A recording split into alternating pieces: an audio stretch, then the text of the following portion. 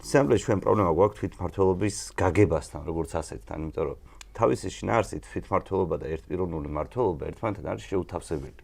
და როდესაც ქვეყანაში ისტორია გაქვს, რომ სულ ერთპიროვნული მმართველები ყავს, სხვადასხვანაირი. კაი ხასიათის, შედარებით ცუდი ხასიათის, ასეთი პატრიოტი და კლას, მაგრამ ერთპიროვნული მმართველები, იქ შენ ლაპარაკობ ადგილობრივ თვითმმართველობაზე, ეს უბრალოდ უცნაურად გამოიყურება. პირველი რომ ადგილობრივ თვითმმართველობა რო კონდეს, იმისთვის საჭიროა ერთპიროვნულმა მმართველმა თავისი ფუნქციების ნაწილი დათმოს და ხალხს უთხრას, რომ ხალხო, ამ საქმეს თქვენ თვითონ მიხედეთ.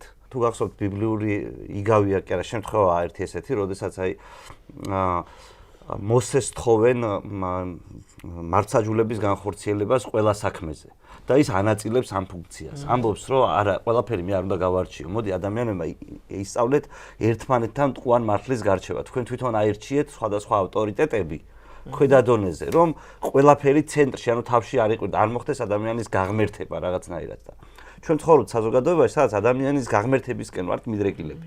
და ამ საზოგადოებაში ადგილობრივი თვითმმართველობის ადგილი არ არის და ეს ხალხი, ვისაც აღმერთებენ, უარს არ ამბობს ღმერთობაზე. ანუ რაღაც გაგებით მიყვებიან ამ თამაში ხალხს და ამ შეცდომას უშვებს ყველა.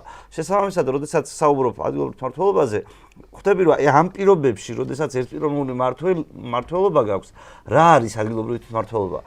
ანუ ეგ ხო არაფერ შუაში არ არის და არც მარტო ფინანსები არ უშველის ამას. აი ფინანსები რო კონდეს ახლა პირობითად ჩხოროწყოს მერს, რა იმ ფინანსებს ისე განკარგავს, რომ ხელისუფლებას არ შეუთანხმებს, მაინც იგივე არ მოხდება.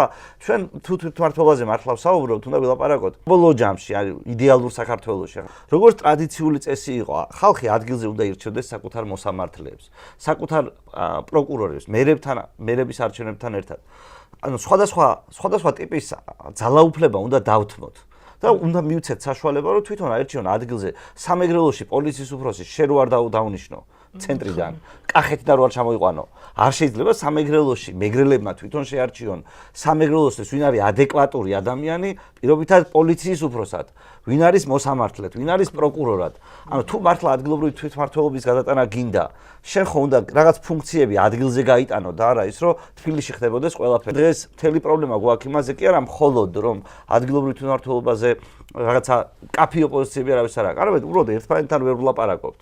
ადამიანები ეძებენ არგუმენტებს, რომ ერთმანეთთან არ ილაპარაკონ, თორე ხო ბევრად უფრო საინტერესო იქნებოდა, რომ აქ სხვადასხვა პოლიტიკური პარტიები იყვნენ და მართლა არჩევდნენ როგორი ტიპის თვითმმართველობა მოუხდებოდა ქართველებს.